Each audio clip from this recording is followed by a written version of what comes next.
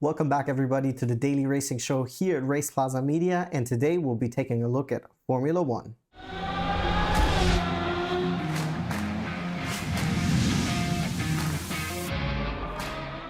Alright, thank you guys so much for tuning in. As always, when we're taking a look at a new series here on the channel, I'll be breaking it down for you guys, what, when, where, and anything else that might be good information for you to know to get started with watching F1.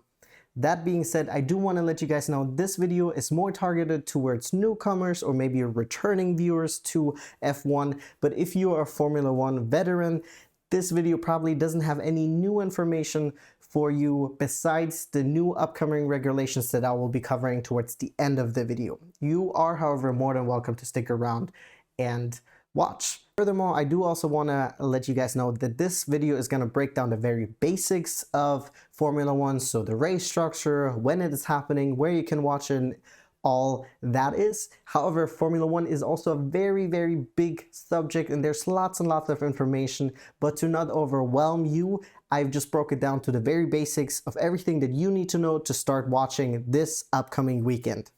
Let's get into it. What is Formula One? Formula One is considered by many the pinnacle of motorsport, or at least the pinnacle of open wheel single seat racing. Formula One, or short F1, was founded back in 1950. The word formula in the name refers to a set of rules that all participating cars have to conform to. Before we go into the race structure itself, I wanted to let you guys know that per season, you usually have 10 teams participating with 2 racers per team. That means that usually if everything goes right for all teams, you have 20 racers participating per race event. So the way a race weekend is structured is that usually on Fridays, you have 2 free practice sessions, followed by another free practice session on Saturday. And then after the 3rd free practice session, we go into qualifying. The way qualifying works in Formula One is that it is a knockout format, so that means all 20 racers go into qualifying 1. However, only the top 15 will qualify for Q2, and then the top 10 of Q2 will qualify for the 3rd qualifying session. And then of course at the end of qualifying 3, you have your starting positions 1 to 10, and of course the other racers will be placed according to their time. So after qualifying 3 is done, usually that wraps it up for Saturday, and then the main race, which usually are referred to as Grand Prix, happen on Sundays. On top of the 24 Grand Prix that we have this year, there are also a total of 6 sprint races. Sprint races are essentially shorter races that happen on Saturdays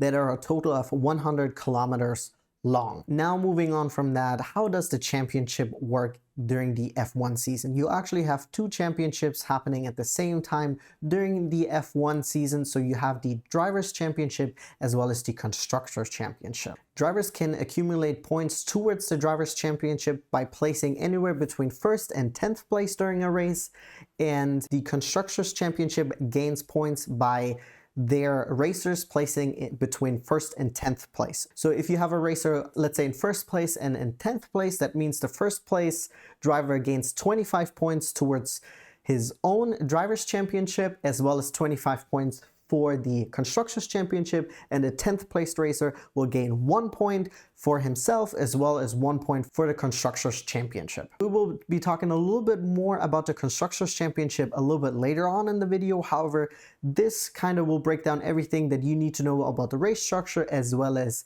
a race weekend. When is Formula One happening? Formula One is happening, the very first race of the 2021 season is happening on March 1st, which is this upcoming Saturday at 7 a.m. Pacific Standard Time. And of course, very important, where can you watch Formula One? As always, you can of course attend a F1 race in person. However, I do recommend getting those tickets sooner than later because F1 races tend to sell out very, very fast. And for example, for this upcoming race, it's already completely sold out. You're not able to get any more tickets. However, very important, if let's say, for example, you want to attend not this upcoming race, but the one after, there are tickets available as cheap as $27. However, very important, when you buy tickets for F1, make sure it is also for the race day, because the $27 ticket is actually for practice that is happening on Thursday, and it's not for the actual Grand Prix. So just make sure when you get tickets to make sure you buy it for the correct date. However, if you're like me and you're unable to attend a race in person, you can still watch it from home. I will drop down the link in the description box below where you can find out, depending on your region, on where it is available for you to watch. For me, I live in the US, so I'm able to subscribe to the F1 TV app, which is about $79 a year. And I highly recommend actually subscribing to it if you have the ability to, because not only do you get access to F1, you also get access to F2, F3, and the Porsche Cup. And on top of that, during an F1 race, you have the option to switch between 2 different types of commentary, as well as you can tune in into every single racer on the track, onto their car, and view the race from their car, which is very, very cool. And you also get a bunch of information for like telemetry and data. So the F1 app actually gives you a lot of information and access to a lot of cool things. So I highly recommend doing that. Once again, link down below. Now that we covered all the important stuff, what, when, where, I will go over with you guys some information that might be useful for you to know going into the season. So F1 actually has a Netflix show that is called Drive to Survive. Me personally, I have never watched it, but my sister has watched it in preparation to start watching F1 a couple of years ago, and she did enjoy it, but it is a very dramatized version of F1. However, it is a really good way to get to know the drivers on the grid. So if you have Netflix, I do recommend maybe just peeking into it, just to get an idea of who's on the grid, what are the characters, but just keep in mind, there is some, of course, TV elements to it. Sometimes there is like voiceover cut to, to footage that didn't happen at the same time. So just, keep that in mind if you take a look at the Drive to Survive show. Now I want to talk a little bit about the racers that are on the track. As I said, there are a total of 20 racers participating, and unfortunately this year we actually don't have a rookie racer participating. The newest racer and in his second year is Oscar Piastri, who is driving for McLaren. Then, of course, besides Oscar Piastri, we have actually 3 world champions currently on the grid. We have the current and 3 times consecutive world champion Max Verstappen racing for Red Bull. We have Fernando Alonso, a 2-time world champion and also the oldest racer on the grid, currently racing for Aston Martin. And then we also have 7 times world champion Sir Lewis Hamilton, currently racing for Mercedes. Now I want to talk a little bit more about the Constructors Championship, because a lot of people who get into racing don't really understand why racing is considered a team sport, because you only usually see one person in the car that is racing and who is potentially winning the race. So people might be confused on why it is considered a team sport, because besides the racer, you actually have thousands of people in a racing team that are contributing to the success of the racer. You have a lot of people in the factories, you have engineers, you have the people in the pits, you have a team chef, you have the engineer for the racers themselves. So there's a lot of people who participate in the success of a team or of a driver.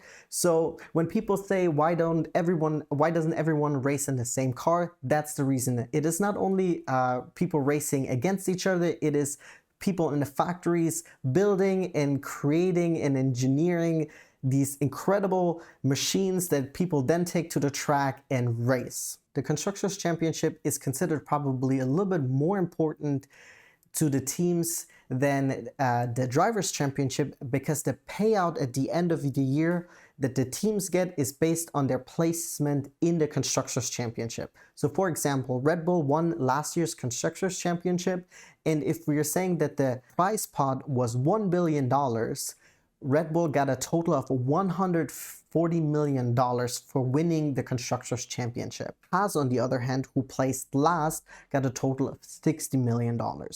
There is some exceptions to that. For example, Ferrari, for being a legacy team and having participated in every single season since the beginning of Formula One, they actually get a 5% bonus on top of wherever they placed. Ferrari is actually also the team that has won the most amount of Constructors' Championship as well as the most amount of Drivers' Championship. They have won the Constructors' Championship a total of 16 times and the Drivers' Championship a total of 15 times. And the last thing I want to say about the Constructors Championship, you can actually win the Constructors Championship without winning the Drivers' Championship or vice versa. Now I want to talk a little bit more about the car itself. Of course, since the beginning of F1, the car has changed significantly and there has been many changes over the years. I think the most significant change to the visual of the car when the halo was implemented, which is a safety device that is developed and made by a third-party company that every F1 team is supplied, and it is for the safety of the racers. A lot of people, when it actually was implemented, were against it. However, since the implementation of the halo, we can definitely see that it has not only prevented drivers from incurring a significant injury, but probably also prevented death. Of course, besides the halo, there have been many more changes to the car, especially to the engines of the car that have changed throughout the years. However, we're not going to go too much into detail about that because I think that will go beyond on what this video is supposed to be. But I did find this clip online, and every time I listen to this, I get goosebumps. This is an F1 car from 2002. Guarda, senti, senti. È lui? È lui?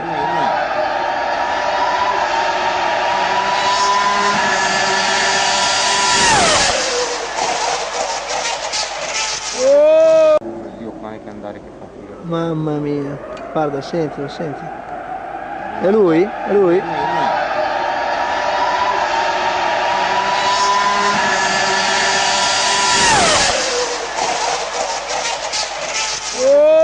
However, I wanted to give you guys some numbers. For example, an F1 car does 0 to 100 kilometers in 2.6 seconds and from 0 to 200 in 4.2. So those cars are incredibly fast. Crazy thing about F1 cars is not only are they fast in a straight line, but they're also very fast around the corners because they have a lot of downforce.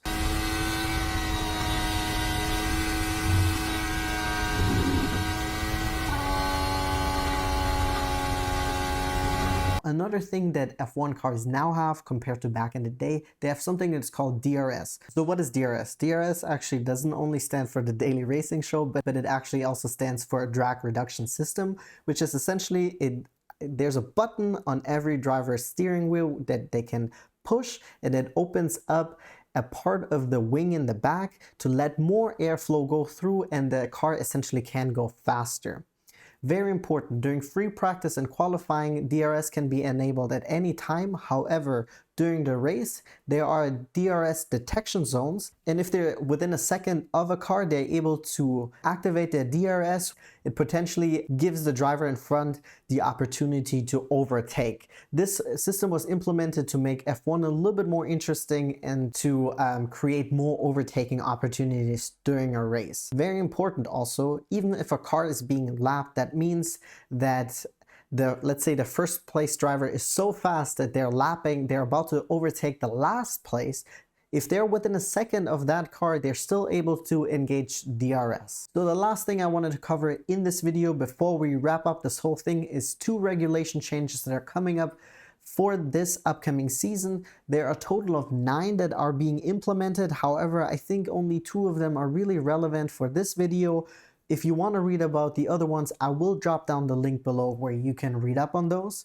Number 1, and I did kind of mention that earlier, is that for sprint races, it used to be that the qualifying for the sprint race and the sprint race itself were happening on Saturday, but now they changed it that the qualifying for the sprint race is happening on Friday, and the sprint race itself is still happening on Saturday. The other regulation change that I wanted to mention is that it used to be that DRS, you were able to engage DRS after 2 laps were completed in a race. Now they changed it after the first race, after the first lap of the race has been completed, the race director will give the go-ahead and the drivers are able to use DRS already in the second lap of the race. And here we are, we made it to the end of the video. Thank you so much for tuning in, I really appreciate it. If you have any questions about F1, feel free to leave a comment down in the comment section below. Let me know also who you will be rooting for. I know there are a few guys that I have my eyes on this year.